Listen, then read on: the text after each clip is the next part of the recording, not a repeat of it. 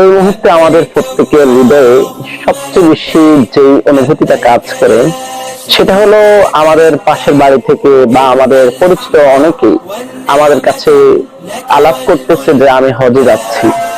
আসলে হজে যাচ্ছি শব্দটা শুনতে যদিও একবারে সহজে শোনা যায়, কিন্তু হৃদয়ে অনেক নাড়া দেয়।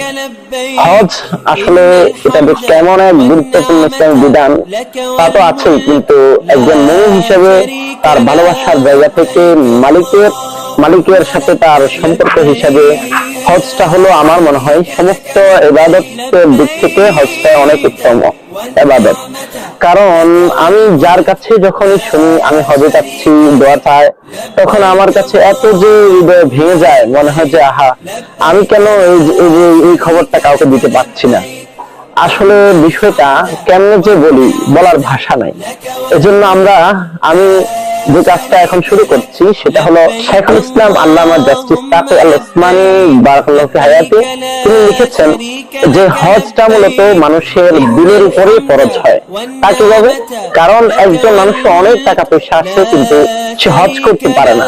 আরেকজন মানুষের দিলের আবেগ অনুভূতি তাকে একদিন হজ করে এনে ওই বাইতুল্লাহ সেই কালো গিলাফ ধরে লাব্বাইক আল্লাহুম্মা লাব্বাইক ডাকার সুযোগ করে দেয়। মদিনার সে সবুজ গম্বুজের নিচে গিয়ে নবীর কাছে সালাত ও সালাম পৌঁছাতে সুযোগ হয়ে যায়। এটা মূলত ভালোবাসা থেকে। তো তিনি তিনটি আমল দিয়ে থাকেন, যে এক নাম্বার হচ্ছে আমাদের বেশি বেশি দরুদ পড়া, দরুদের মাধ্যমে আল্লাহ তাআলা হয়তো আমাদেরকেও কবুল করতে পারে। দুই নম্বর তিনি বলেন যে আমরা যার জায়গা থেকে সামর্থ্য অনুযায়ী কিছু টাকা জমানো। তাহলে এই যে টাকা জমতে জমতে যে আমি হজের জন্য ভালোবাসা হৃদয়ে কাজ করতেছে, তাহলে এই বিষয়টাও আল্লাহ তাআলা হয়তো এই অনুযায়ী আমাদের কবুল করে নিতে পারে। তিন নম্বর, আমাদের হাজী সাহেবরা যে হজ করতে যায় তাদের থেকে আমরা ইতিমধ্যে বেশি বেশি দোয়া নিতে পারি। যে হাদিসে আসছে হাজী সাহেবরা নিজের জন্য যে দোয়া করেন ওটা আল্লাহ তাআলা কবুল করেন, আর অন্যের জন্য যে দোয়া করেন ওই দোয়াটাও আল্লাহ তাআলা কবুল করেন।